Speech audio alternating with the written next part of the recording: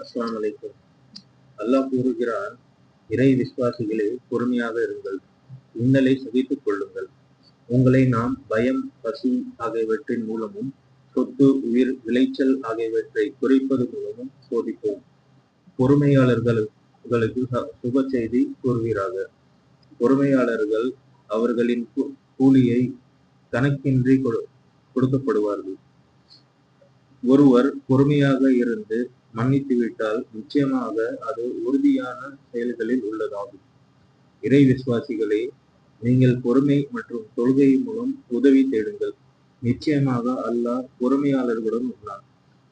உங்களில் போர் புரிபவர்கள் மற்றும் பொறுமையாளர்களை நாம் அறிந்து உங்கள் செய்திகளை மற்றவருக்கு அறிவிக்கும் வரை உங்களை நாம் சோதிப்போம். நபி ஸல்லல்லாஹு அலைஹி வஸல்லம் அவர்கள் கூறுகிறார்கள், சுத்தம் ஈமானில் பாதியாகும். அல்ஹம்துலில்லாஹ் என்பது மீசான் தராசை நிரப்பிவிடும். சுப்ஹானல்லாஹ், அல்ஹம்துலில்லாஹ் என்பது வானங்கள் பூமிக்கிடையே உள்ளவற்றை நிரப்பிவிடும். தொழுகை ஒளியாகும், தர்மம் ஆதாரமாகும், பொறுமை ஒளியாகும். குர்ஆன் உனக்கு சாதகமான அல்லது உனக்கு பாதகமான ஆதாரமாகும். ஒவ்வொரு மனிதரும் முயற்சிக்கின்றனர், தன்னை ஈடுபடுத்திக் கொண்டனர்.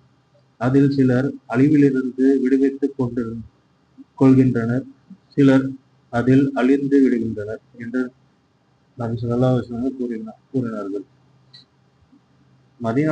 மதீனாவாசிகளில் சிலர் நபி ஸல்லல்லாஹு அலைஹி வஸல்லம் அவர்களிடம் உதவி கேட்டார்கள். அவர்களுக்கு நபி ஸல்லல்லாஹு அலைஹி வஸல்லம் அவர்கள் உதவி செய்தார்கள். மீண்டும் உதவி கேட்டார்கள். மீண்டும் அவருக்கு உதவி செய்தார்கள். நபி ஸல்லல்லாஹு அலைஹி வஸல்லம் அவர்களிடம் இருந்தவரை காலியாகின. தன் கையில் இருந்த அனைத்தையும் செலவு செய்த நபி ஸல்லல்லாஹு அலைஹி வஸல்லம் அவர்களிடம், என்னிடம் உள்ள நல்லவை எதையும் உங்களை விட்டும் நான் மறைக்க மாட்டேன். ஒருவர் பேணுதலாக நடந்தால் அல்லாஹ் அவரை பேணுதலாக்கி வைப்பான். ஒருவர் தேவையற்றவராக இருக்க விரும்பினால் அவரை பிறரிடம் தேவையற்றவராக ஆக்கி வைப்பான்.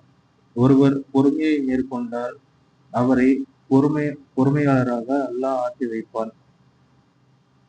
பொறுமையை விடவும் சிறந்ததை, அல்லாஹ் விசாலமானதை எவருக்கும் நன்கொடையாக கொடுக்கப்படுவதில்லை என்று கூறினார்கள்.